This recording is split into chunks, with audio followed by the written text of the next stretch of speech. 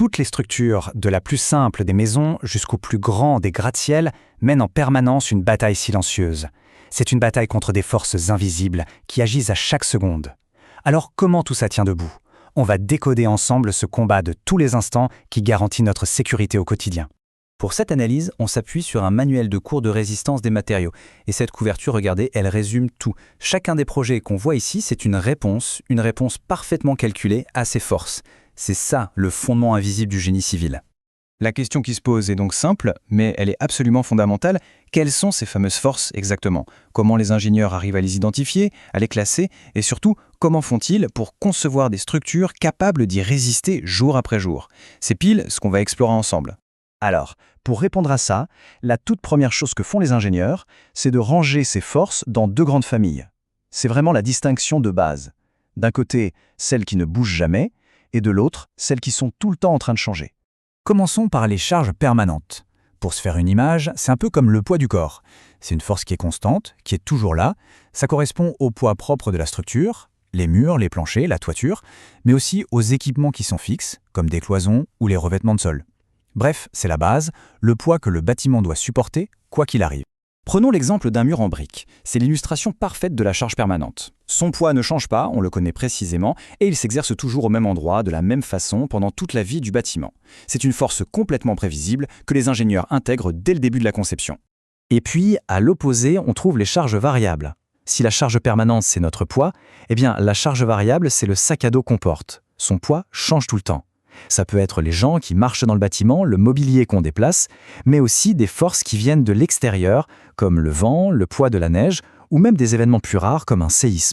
Alors, si on récapitule, d'un côté on a des forces stables, fixes, qui sont toujours là.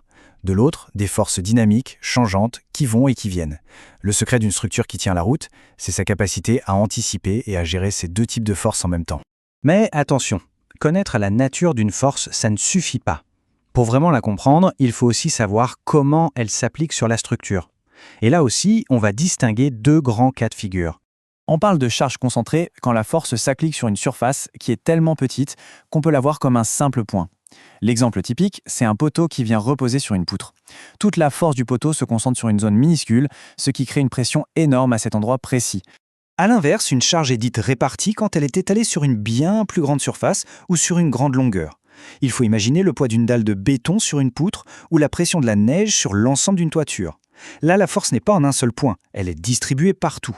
Et cette différence, elle est cruciale. D'un côté, on a une force qui s'étale, un peu comme une couverture de petites forces qui appuient uniformément. De l'autre, c'est comme une seule et unique flèche qui pousse très fort en un point. Évidemment, la façon de calculer la résistance de la structure ne sera pas du tout la même.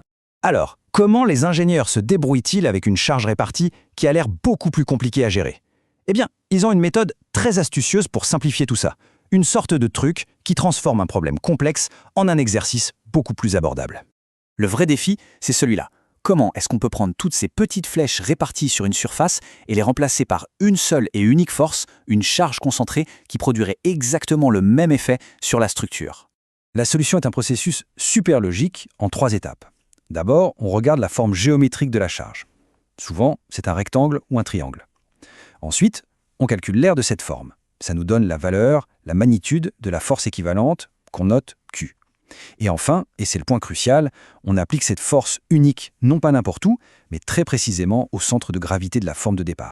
Et voilà comment ça se traduit en formule. Pour une charge rectangulaire toute simple, la force équivalente Q, c'est juste l'intensité Q fois la longueur L et on l'applique pile au milieu.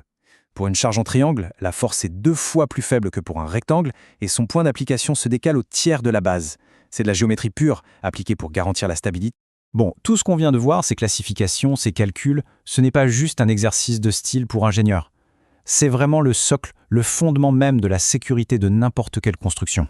S'il y a une chose à retenir, c'est celle-là. Tout commence par là.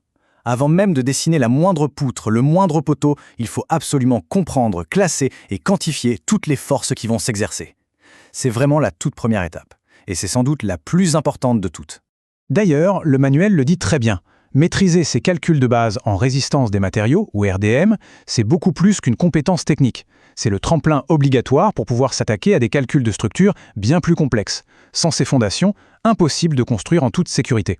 Alors, la prochaine fois qu'on entre dans un bâtiment, peut-être qu'on aura une petite pensée pour cette bataille silencieuse qui se joue juste au-dessus de nos têtes et sous nos pieds.